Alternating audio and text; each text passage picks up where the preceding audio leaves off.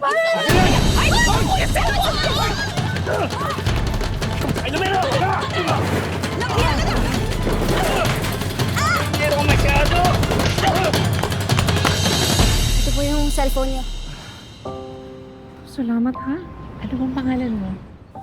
Hazel po. May maitutulong ba kami sa'yo? Simula nang matay magulang ko, napilitan ako huminto. Saka wala na akong kamag-anak dito eh.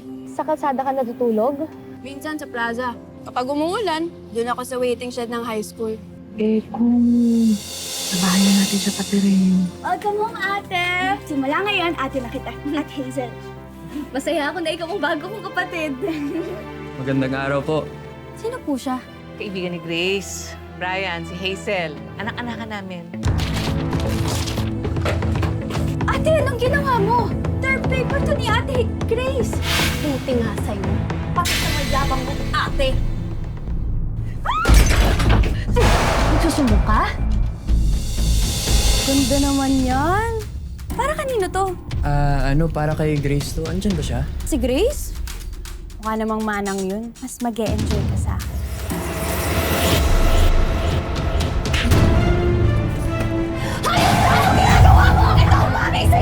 Di ka na nagiyan! Huwag kasi anak kaya hindi ka nagugustuhan! Ano yan? Tama na! Tama na! Sinabi lang kita! Tama na, guys! Promise ko sa'yo. Hindi na mauulit yun. Ikaw lang pipiliin ko. Pinatunayan mo sa akin na karapat-dapat kang pagkatiwalaan. Grace, ibig sabihin ba nito? Oo. Tayo na! Ay, nako, Brian. Maling-mali ang desisyon mo. Hazel, huwag ka nang manggulo. Maghihiwalay din kayo. Itagaan niyo yan sa bato. Hazel, ano bang problema mo? Mas ka talaga! Lahat na lang meron ka! Ako wala! Hazel, Grace! Ano ba yan? Ano naman itong ginagawa ninyo? Ha? Ano ba naman kayo? Palagi na lang kayo nag-aaway. Si Hazel po yung unang nanakit. Nagalit siya at nanakit siya nung nalaman niya na kami ng anak niyo. Hindi po ganun yun. Hindi lang po kami nagkaintindihan ni Grace. Hazel, tama na. Nakita kitang ikaw ang unang nanakit. Huwag na huwag mo din gagawin yan sa mga anak mo. Huwag mo silang sasaktan. Hindi ko sila pinalaki ng ganyan.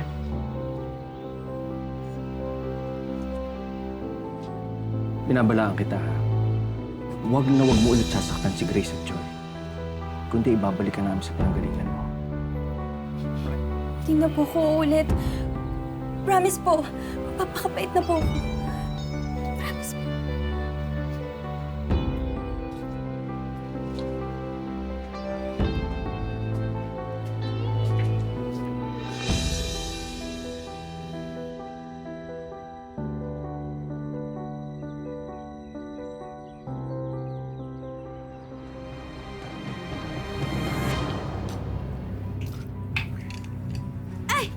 Saktong gising niyo ah.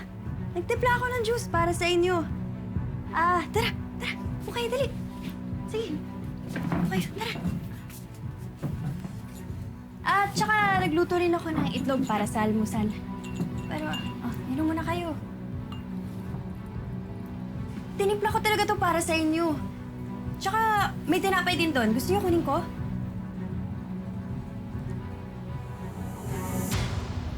Gusto ko nang maging maayos yung relasyon natin. Kasi, isang pamilya naman tayo, di ba? Ay, nako. Ang aga-aga ang init-init sa labas. Nay, Oh, Akin na ito. Ahon ako eh. Mukhang masarap to ah. Masarap ah.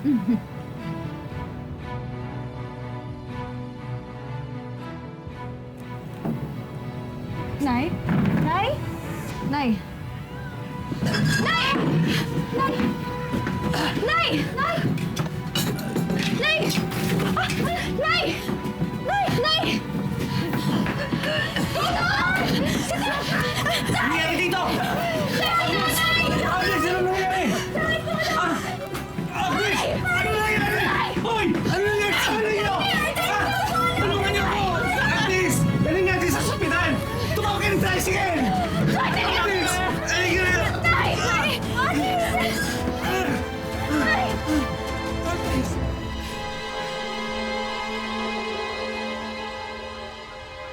Sinasabi niyo sa akin, uminom lang ng juice ang nanay niyo, sumakit ang tiyan, tapos nagsuka. Tama ba? Opo. Lumalabas kasi sa sintomas ng nanay niyo na nalasing siya. Maaaring may nainom o nakain siya na hindi niya sinasadya. Yung juice kasi natapon pa eh.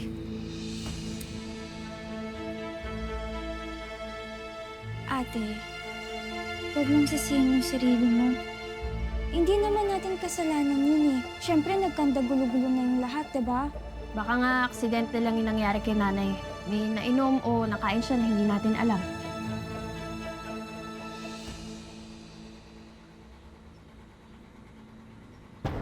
Hazel, ikaw yung nagtimpla ng juice na ininom kaninang nanay, di ba?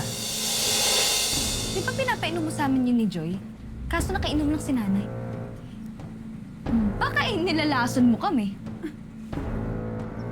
Hoy, Grace. Magdaan-daan ka sa sinasabi mo, ah. Bakit? May ebidensya ka ba, ha? Pransyahin ko yung dila mo! Hindi ko kailangan ng ebidensya kasi alam ko yung tunay mong ugali. O di sige, maghanap ka ng ebidensya! Kahit pumuti pa yung buhok mo, wala kang mahanap na ebidensya dahil inosente ako! Talaga ka? Ate! Tama na! Panalason sa nanay mo! Nakakabisin na kayo! Wala ako sa'yo!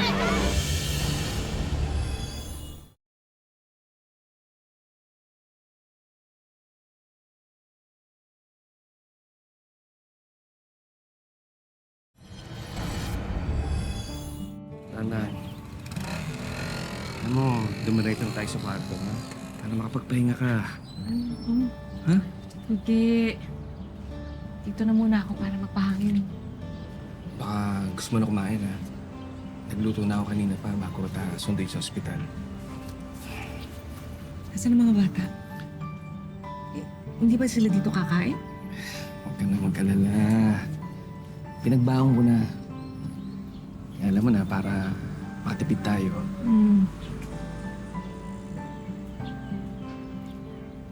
Si Hazel, nagdadalawang isip ako sa pag-cook kay Hazel. Parang nagkamali tayo sa pag-ampun sa kanya. Naniniwala ka na siya naglagay ng lason sa juice. Maling magparatang, hindi ba? Pero,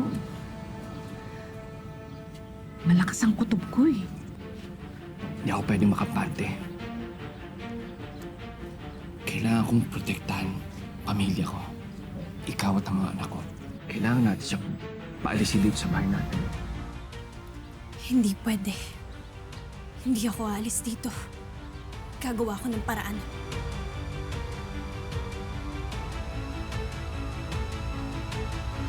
Nilagyan mo ng lason yung juice. Tik na tuloy matigop yung nanay-nanayan mo. Nakasan mo pa boses mo. Pang. Ikaw ang tanga. Mapapahama ka sa mga ginagawa mo. Paano kung palayasin ka na nila dito? Hindi mangyayari yun. Papaniwalain ko sila nanay at tatay na mabait na ako. Magiging ulirang anak ko sa paningin nila. Kaya mo magpakabait. Kaya mo magpakasanta. Manood ka.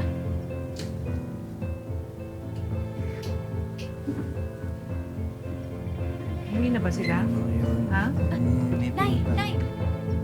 Naghanda po ako ng merienda para sa inyo. Kain po tayo. Busog pa ako eh. Sige po, upo po muna kayo. Tay. Nay! Ako na po pala maglalaba mamaya para hindi ka na pumapasma. Tay, ako na po magpa-plansya ng damit niyo para maaga po kayo makapagpahinga. Spoon juice? Gusto ko lang po magpasalamat sa inyo. Dahil tinanggap niyo po ako bilang bahagi ng pamilya niyo. Utang na loob ko po ang pangalawang buhay ko. Alam ko po, naging pasaway ako. Pero pangako po, magpapakabait po ako. Salamat naman, Hazel, at natauhan ka na.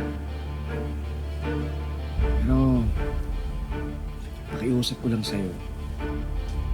Pakabait ka na. Magpakatino. Hindi para sa amin. Hindi para sa sarili mo. Gusto ka naming mabigyan ng maayos na kinabukasan. Kaya sana, huwag mong sayangin. Opo.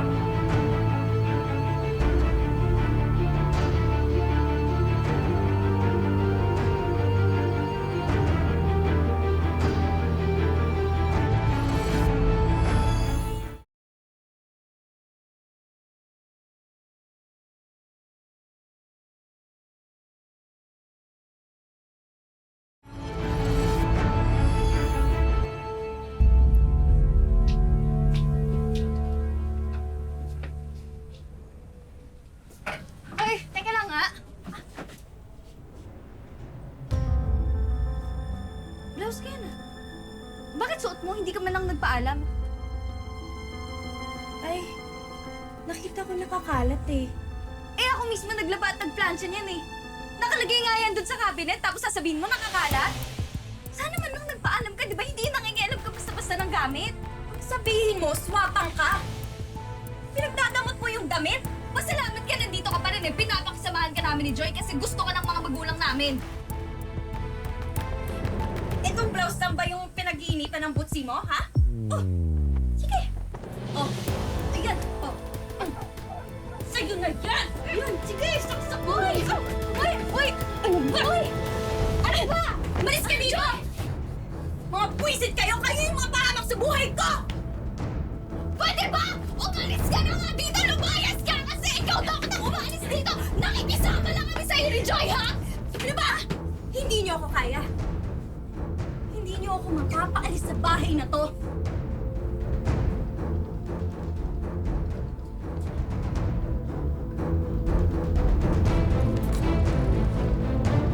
Uy, anong gagawin mo? Tingnan natin kung paniniwala mo pa rin na kayo. Oh! Ano naman itong ginawa niyo? Grace!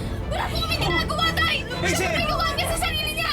Bakit puro dugo ka? Anong ginawa niyo? Tay! Wala po kami ginagawa, Tay! Ano? Halika! Hazel, dali na sa ospital! Tulungan niyo ako! Joy! Sunod mo sa tatay! Bakit niyo nasaktan si Hazel? Nagsisinungaling lang po si Hazel. Hindi po totoo yung sinasabi niya. Hindi po kami mamamatay tao. Hindi namin magagawa yan. Tama po si ate. Nay, maniwala naman po kayo sa amin. Hindi naman po talaga namin yung sinaksak eh. Lagi po nila akong pinagtutulungan. Pero hindi na lang po ako lumalaban kasi ayoko po kayong magalit. Ako po yung hindi niyo kadugo kaya wala po akong karapatan para magreklamo.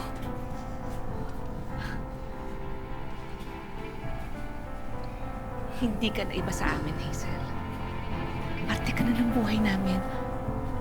Anak na nga ang turing namin sa'yo.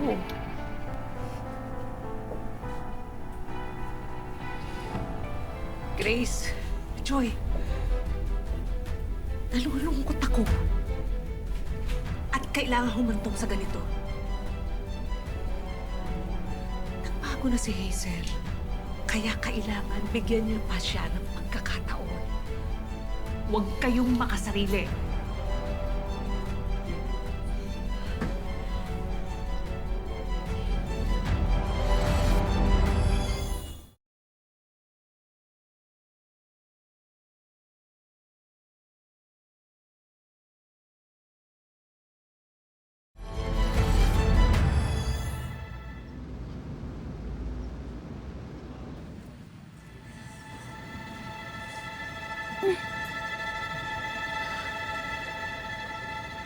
Joy!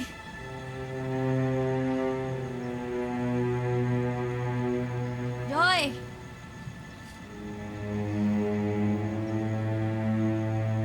Kuhanan mo nga ako ng tubig, tsaka laban mo yung mga damit ko. May lakad kami ni Weng bukas.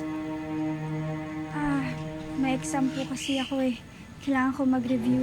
Tsaka damit niya naman po yun. Ha? Joy! Ano sabi mo? Hindi ka nga dito. Hindi ka dito.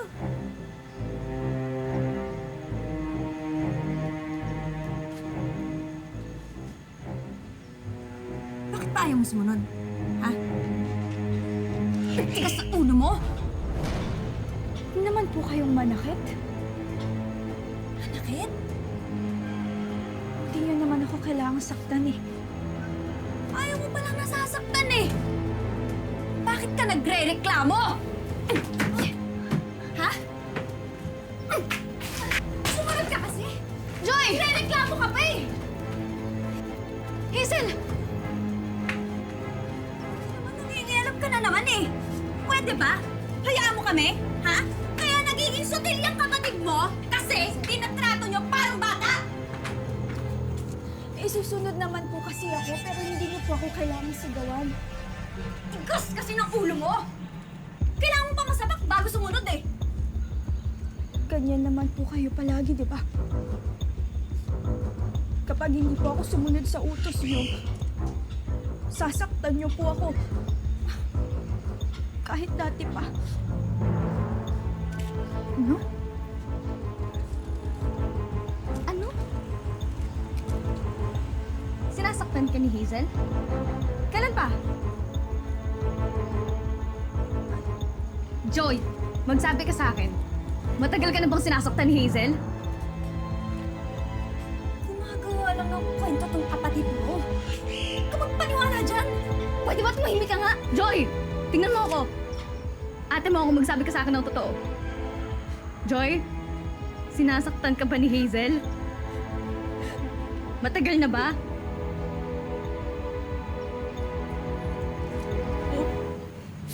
Opo, ate. Hoy! Hoy! Baka sasaktan ang kapatid ka! Huwag kang gumawa ng chismis, ha! Di na po ako natatakot sa inyo. Ah, talaga? Ha? Ano ba? Hayop ka! Poprotektahan ko ang pamilya ko. Dapat sa'yo, demonyo ka! Demonyo ka! Lumayas ka dito! Kasi ka na namin pinagbigyan! Demonyo ako! Pero umurong ka na! Lumayas ka! Sige! Hindi niyo ako mapapalayas dito. Hindi niyo ako mapapalayas dalawa dito, ha? Kakamatayan muna tayo! Hoy, anong gagawin ko? Ako yan, Hazel! Demonyo ka! Ate Hazel, wag. Sina nanay at tatay lang ang makakapagpalayas sa akin dito. Hindi kayo! Mga anak lang kayo! Ang galing mo, pati sila nanay at tatay na paikot mo. Sana kayong dalawa na lang yung nanakot. Ay, utod ko? Ikaw nga lumasod kay nanay! Huwag ang kapatid ko! Hazel! Utang na loob lang yan mo sa Joy! Bitawan! Bitawan mo ako! Saka pa? Sana nalason ka na lang din! Kuya Brian, Tatawag na ako ng pulis!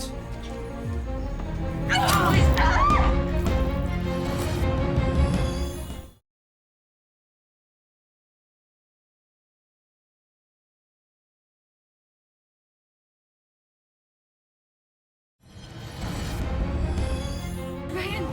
Brian! Napapaliw ka na, Hazel! Anong ginawa mo? Ano nangyari? Ryan! Ano ginawa mo, Hazel? Napapaliw ka na ba? Ano po kasi?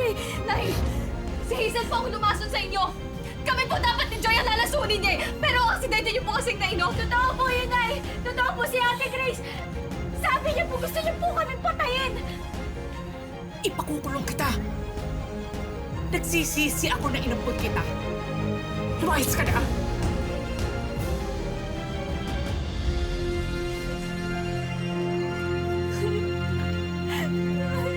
Tawanan niyo po ako.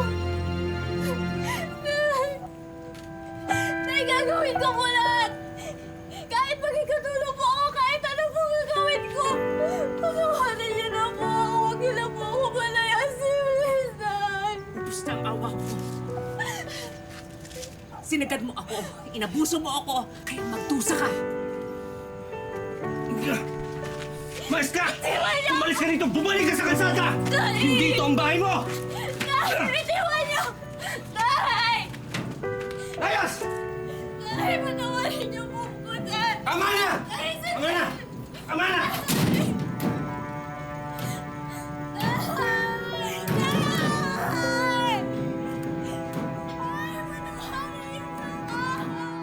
Tayong mga Pinoy ay talaga namang grabe kung magpahalaga sa ating mga pamilya. Kaya naman siguradong maraming nakarelate sa kwento ng pamilya ni na Grace at Joy na hango sa tunay na buhay. May mga taong sadyang walang gagawing maganda kahit pa puro kabutihan ang idulot natin sa kanila. Isang paalala ang kwento natin ngayon na sa kabila ng pagiging mabuti, dapat alisto rin tayo dahil may mga taong sadyang abusado at pagsasamantalahan ang ating kabutihan para sa sarili nilang kapakanan. Ang bawat batay nangangailangan ng pagmamahal at pamilya para lumaking maayos at hindi maligaw ng landas. Kaya mahalaga ang papel ng mga lugar gaya ng tahanan ng pagmamahal na kumukupkup at nag-aaruga sa mga batang naulila o di kaya'y inabandona na parang mga basura. Dito namin nakilala ang 25 anyos na si Jericho, isang volunteer na ang mission in life ay maging blessing sa mga bata gaya niya, nakapos din sa pagmamahal ng sariling pamilya. Ay, simula nung bata ko kasi dahil sa mga na-experience ko na hirap, sa na-experience ko din na dahil nga galing ako sa broken family, na pag nakita ko ngayon ng bata na inabandono din ng magulang, yung mga bata na nag-iisa, nararamdaman ko yung naramdaman ko before. Nakita ko sa kanila inner child ko na gusto kong iparamdam sa kanila na yung pagmamahal na hindi ko naranasan. Simple lang ang pamumuhay ni Jericho na sakto lang ang kinikita bilang virtual assistant. Subalit naniniwala siya na hindi kailangang maging mayaman para maging matulungin sa kapwa. Bukod sa pagbibigay ng donasyon, nagbabahagi si Jericho ng oras sa volunteer activities sa iba't ibang bahay ampunan. Act of service po o yung pong ganun na advocacy ni Sir Jericho ay napakalaking bagay. Ay ito po ay isang malaking inspirasyon po, lalo na po sa mga kabataan ngayon, no, na yung the importance of sharing their blessings. Approve na approve sa amin ang mission ni Jericho, kaya naman oras na para bigyan siya ng munting sorpresa. Hi Jericho! Ako si Vicky and welcome sa Wish Ko Lang. Ano, nagulat ka ba? Bakit? Starstruck mo. Pa naman.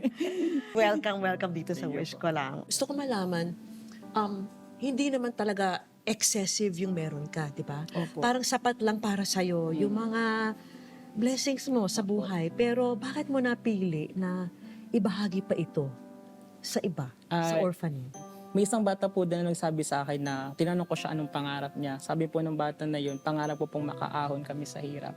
Like at the age of 7, he's very young po na isipin niya yun na ako 7, ako naglalaro lang ako, wala ako iniisip na hirap. At yung bata na alam niya yung hirap. Kaya sabi ko, darating po yung time na magtatrabaho ko maayos, magiging successful ako sa career. Pag ako nakaipon na, gustong-gusto ko talagang ibalik yung mga blessing na ibinigay sa akin ng Lord. Maraming salamat sa iyo, Jericho, ha? Nakaka-inspire naman yung mga kwento mo. Jericho, meron kami mga hinandang sorpresa mula sa aming programa. Ikasama mo ako, makita ko sa iyo. Thank you po. Bilang dagdag kabuhayan para kay Jericho, handog namin ang mga bunting negosyo na pwede nang simulan at palaguin. Meron tayong coffee products, di ba? Para sa'yo yan, iuwi mo yan, tsaka mga appliances. Tapos mga frozen meat products. At meron tayong Wish Ko Lang savings para sa'yo. Ayun po, natutuwa po. Maraming salamat po sa Wish Ko Lang. At Jericho, natutuwa kami kasi alam namin yung the little that you have, no, ibinabahagi mo dito sa orphanage. Opo, yes po. At talagang it takes someone na talagang napaka-selfless para gawin ito para sa mga bata. Narito pa ang mas malaki naming sorpresa. Jericho, meron kaming ipakikilala sa'yo. Kilala mo rin ito eh. Ha? Hello and welcome po sa Wish Ko Lang. Anong feeling nyo na nakita nyo ang isa't isa dito sa programang Wish Ko Lang? Pinagdala mo ako, Sobra yung, alam niyo po yun, nakaka-overwhelm po talaga. It's it is such an honor po and a blessing of course. Sitwasyon po kasi natin dito sa mundo, iilan na lang po kasi yung mga taong dedicated, may passion at saka bukal yung kalooban talaga ng pagtulong. Yung pag-share po ng blessings sa mga batang katulad ng nasa shelter po namin. Maraming salamat. Eh syempre, meron po tayong mga regalo rin para sa inyo at para sa mga bata. Nasa inyo itong sofa. Yes, na ito. Yan, ito pa. At meron ding TV para ma-entertain naman yung mga bata at yung orphanage. Para sa inyo po yan. Konti tulong po para sa orphanage. Thank you so much, ma'am. Talagang kailangan namin yung mga taong tulad ninyo at ni Jericho. Salamat po talaga po. Thank you. Tsaka kay Sir Jericho. Siya yung naging bridge. Maraming salamat po sa wish ko lang, Ma'am Vicky. Thank you po, na-surprise po talaga ako. Isa lang din po kasi yung wini-wish ko po na para po mas marami po kaming maabot, marami po sanang magbukas na opportunity gaya po nito. Ay, ganda naman ng sinabi mo, Jericho. Thank you very much. Thank you, ha. Hindi pa riyan natatapos ang mga sorpresa dahil sasamahan naman tayo ng sparkle artist na si Lee Victor para pasiyahin ang mga batang ito sa tahanan ng pagmamahal. Hello mga kapuso, ako nga pala si Lee Victor. Ngayon kasama ko si Jericho sa napili niyang orphanage dahil may binigay na regalo ang wish ko lang at magpapasaya kami ngayon. So, samahan niyo na kami. Tara!